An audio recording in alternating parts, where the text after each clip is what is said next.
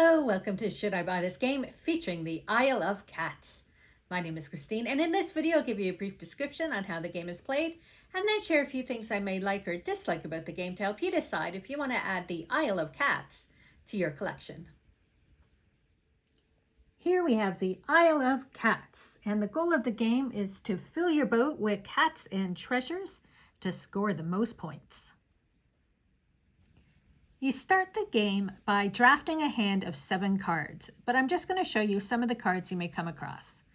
This card here with the basket shows that you'd be able to get 1 cat with this card, and the feet just, you add them up, and that makes whoever goes first, determines the play order. Now sometimes you get a broken basket, and if you have this, you need 2 of these cards, and together you'll be able to rescue 1 cat with 2 broken. So you would have to play the 2 cards for 1 cat. Then there are a variety of different treasure cards. And this one is take any rare treasure or 2 common treasures. And if we go down here, we have these are your common treasures. And down at the bottom are your rare treasures, and they're a lot brighter and bolder. They're also larger than your common treasures and will take up more space on your board.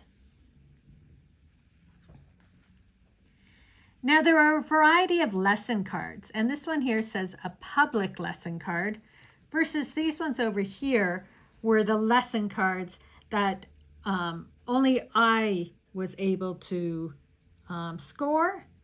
And the public lesson cards are for everybody gets to score them. And then there's some anytime cards. So this is when you next rescue 1 cat, you may rescue 2 cats instead. So you pay for both cats, but you're able to get that second cat even if you don't have these type of cards. This one allows you to discard 2 player lesson cards to gain a permanent basket. And these here are permanent baskets. And what that means is on every turn, you're guaranteed to be able to rescue a cat. So if you have 2 of these, then on every turn, you're guaranteed to rescue 2 cats. And you're not so worried about these cards because you have your permanent baskets. And this one is gain 1 fish for every lesson card in front of you. And this allows you, the fish is basically the money that you need to lure the cats onto your board. So this is a way of gaining extra money. At the beginning of every round, you get 20 fish, so 4 of these tiles. So if you can gain more fish, that allows you to have the money to lure more cats onto your boat. So those are some of the cards you come across. So as I said, you will start with 7 cards, you pick 2, you pass them to the next player, and eventually you end up with 7 cards, drafting your cards back and forth. You start with all your cats in this bag, and you'll be pulling them out during each round from the bag. So at the beginning of each round, you put it, for a 2-player game, it's 4 cats. It's 2 cats per player on each side of the board.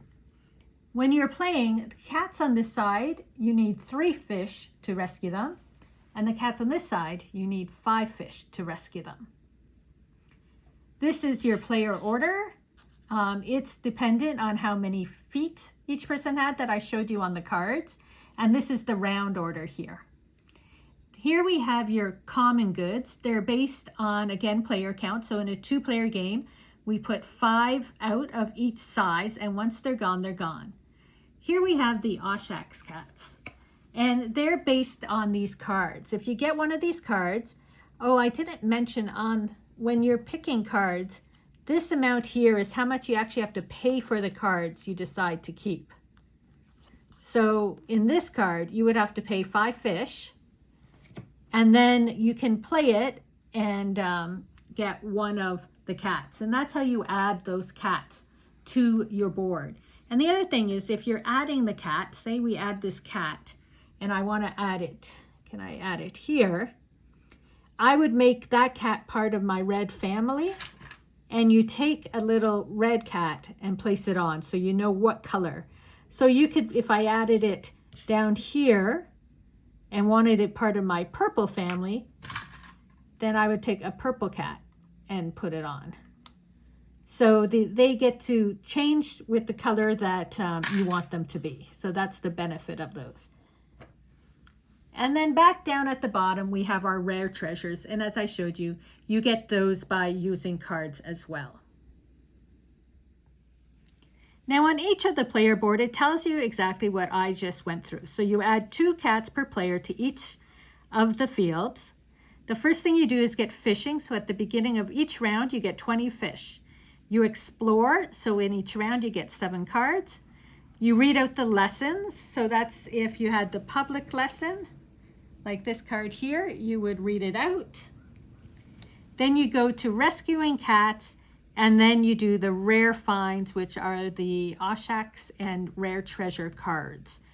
And then when that's done, you would go back to the beginning, and any leftover cats would be removed, and you would replace them with new cats. On this corner, it tells you about scoring. So if you have any rats still showing, like I did here, you would have -1. For each room you do not complete, so you can see here's the moon, the apples, this open space, and over here we had some birds. I lost -20 points because I only actually completed 1 room. Then for your cat families, if you have 3 cats, it's 8 points, 4 is 11. And like this, they have to be touching. If one of my cats wasn't touching, it wouldn't be considered part of the family. Then for your rare treasures, you get 3 points. All your lesson cards you add up, plus your public lesson cards. So I'm just going to talk briefly about playing the game on your board. It's a typical tile placing game. You can see it's all divided into cubes. And so you want to group your cats together, as we are talking about the families, to gain the points. So to be a family, they all have to be touching. But what's also sort of leading you on where you're placing the cats are these little colored maps. So I did not get any blue cats on, so that one is open. But over here, this yellow one, because I covered it with a yellow cat, I was able to get a common treasure, one of these, for free. And the common treasures are good because they're filling in those holes to try and fill your rooms or cover all your mice. There are mice all over the board, like there's 3 there. And so you're trying to cover it. Now the other thing is that I had a card where I got 8 points if you have exactly 4 orange and 4 purple cats.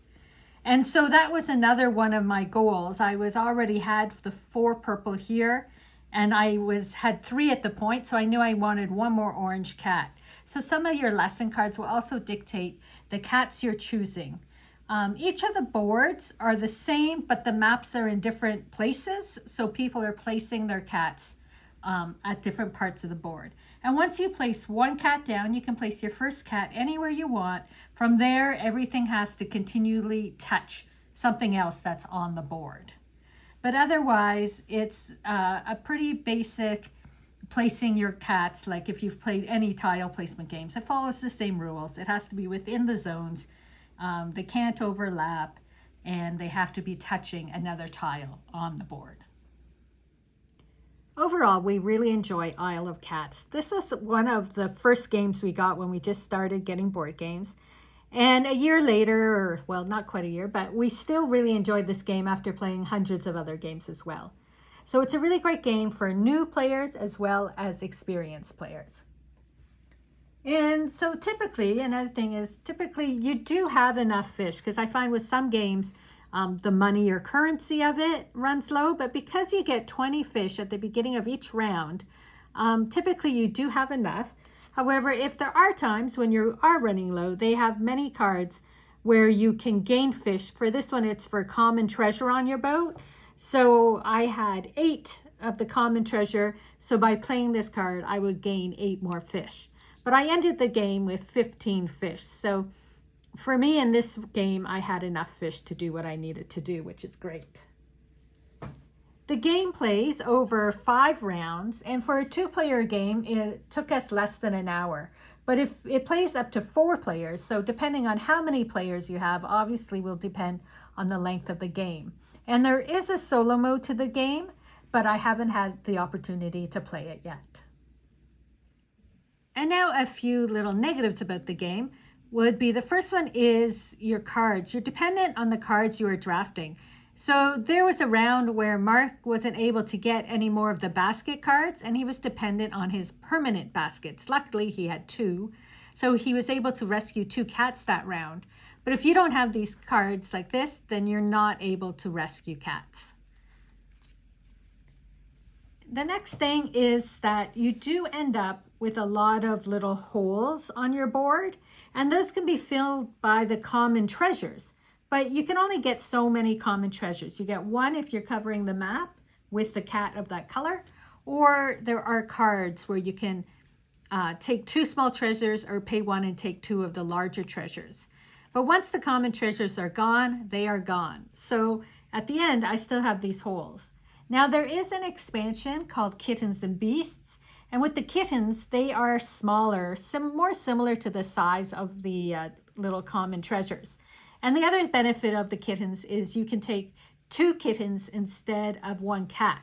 So it helps build your families quicker and helps fill in these holes. But that's an expansion you can check out. And our last little thing is that we wish that for your rooms, instead of losing 5 points for every room you don't fill, we wish it was the opposite and you would gain 5 points for each room you do fill. So rather than getting this score and then subtracting 20 or 25 points sometimes, I'd rather wish we could gain 5 or 10 points. But overall, we really like Isle of Cats. So let me know in the comments if you have played this game and what you think of it.